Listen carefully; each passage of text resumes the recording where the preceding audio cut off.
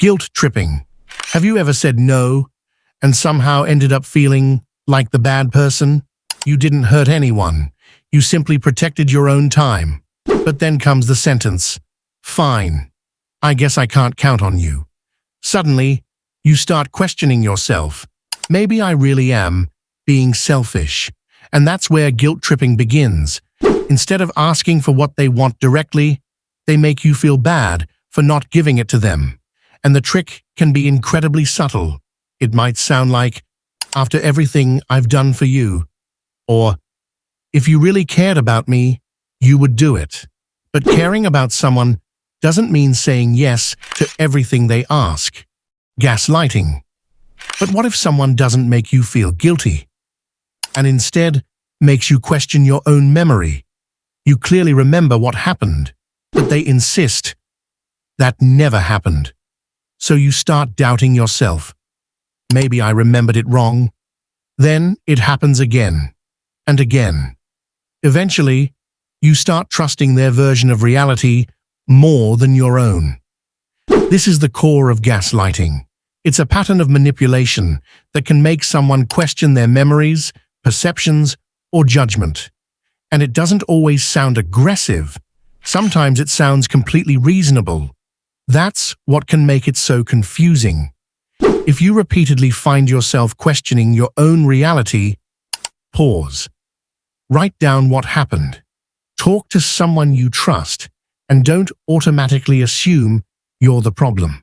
Love bombing. But what if someone doesn't make you doubt yourself? What if they make you feel perfectly understood? They text you constantly, they compliment everything about you, and suddenly, you're hearing things like, "I've never met anyone like you."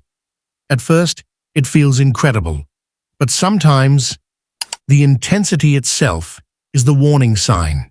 This pattern is often called love bombing. It's not simply about being affectionate. The concern is a pattern of overwhelming affection that's used to create attachment or influence. And sometimes, the pace becomes incredibly fast. Someone you've barely known suddenly talks about a future together. You might think, "Wow, they really care about me."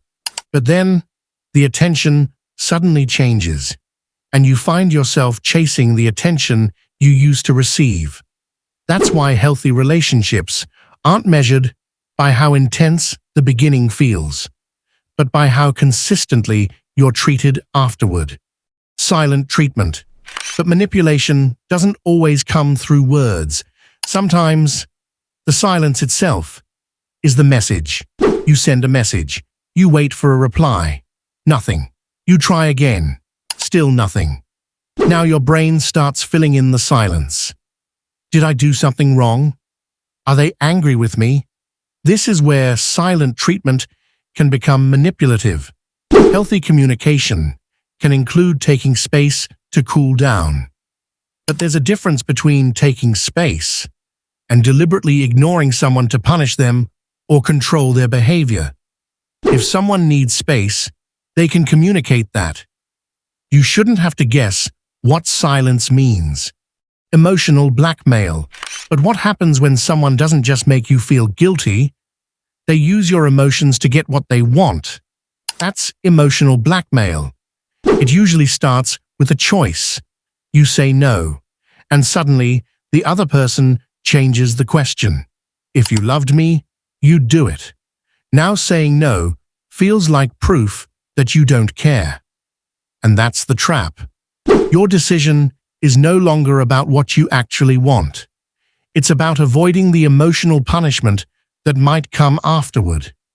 It can sound like, "After everything I've done for you," or "Fine, I'll just do it myself."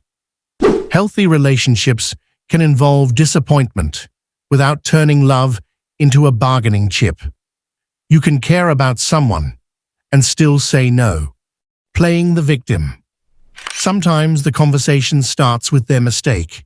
You calmly try to explain how their actions hurt you, but somehow the conversation suddenly changes. Now they're the one who feels attacked, and you're suddenly the bad person. This tactic is often called playing the victim. Instead of taking responsibility, they redirect attention toward their own suffering.